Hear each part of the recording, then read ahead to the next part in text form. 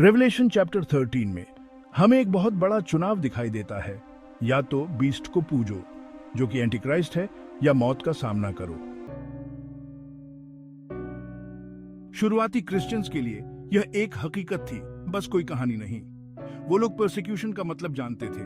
उनको सीजर को पूजने के लिए मजबूर किया जाता था, लेकिन जॉन उनको याद दिलाते हैं कि बस एक ही भगवान है। और अब रेवलेशन 14 में हमें एक अलग ही सभा दिखाई देती है। यहाँ लैम्प खड़े हैं, उनके आसपास 1,44,000 लोग हैं, जो कि भगवान के सभी लोगों का एक सिंबॉलिक गैदरिंग है। सब लोग मिलकर एक नया गाना गाते हैं, एक ऐसी धुन जो सिर्फ वही गा सकते हैं।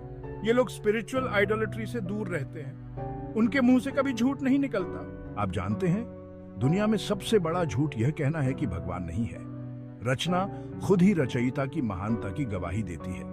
कुछ लोग उनको मानते हैं, जबकि कुछ लोग मुंह मोड़ लेते हैं। उनको अपने कर्मों का डर होता है। लेकिन मेरे दोस्तों, भगवान के धैर्य को देखो।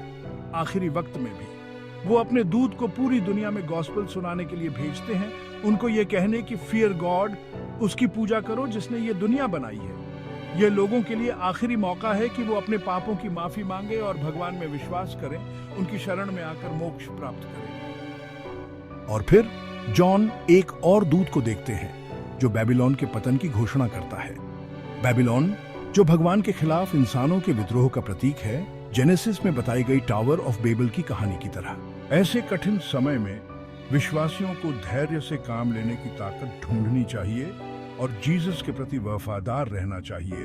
और भगवान कुछ लोगों को शहीद होने देते हैं ताकि दुनिया को विश्वास के हीरो मिल सके। भगवान की नजर में शहीद होना सम्मान की बात है, और यह कोई बुरी किस्मत की बात नहीं है। जैसा कि रेवलेशन 14:13 में कहा गया है, धन्य हैं वो लोग जो अब से प्रभु में मरेंगे। और अब मेरे दोस्तों, एक अद्भुत दृश्य देखने के लिए तैयार हो जाइए। एक सफेद बादल दिखाई देता है और उस पर हमें सन ऑफ मैन दिखाई देते हैं। उनके हाथ में एक तेज हंसिया, धरती की फसल काटने को तैयार। यह दृश्य भगवान द्वारा अपने लोगों को इकट्ठा करने का है। यह ईश्वरीय न्याय का समय है। एक और दूत नीचे आता है और विद्रोहियों को काटता है, उनको भगवान के क्रोध के घर में अंगूरों की तरह कुचल देता है। याद रखिए मेरे प्यारे दोस्तों, रेवलेशन की पुस्तक को क्रम से नहीं लिखा गया है। यह हमें छोटी छोटी झलकियां दिखाती है। दुनिया के अंत में क्या होगा, इसकी छोटी छोटी तस्वीरें। यह हमें याद दिलाती है कि हमें भगवान के प्रति वफादार रहना चाहिए और किसी भी झूठे भगवान के आगे नहीं झुकना चाहिए। हमारी वफादारी शेमा में है, भगवान से प्यार करना और सिर्फ उन्हीं के प्रति वफादार रहना।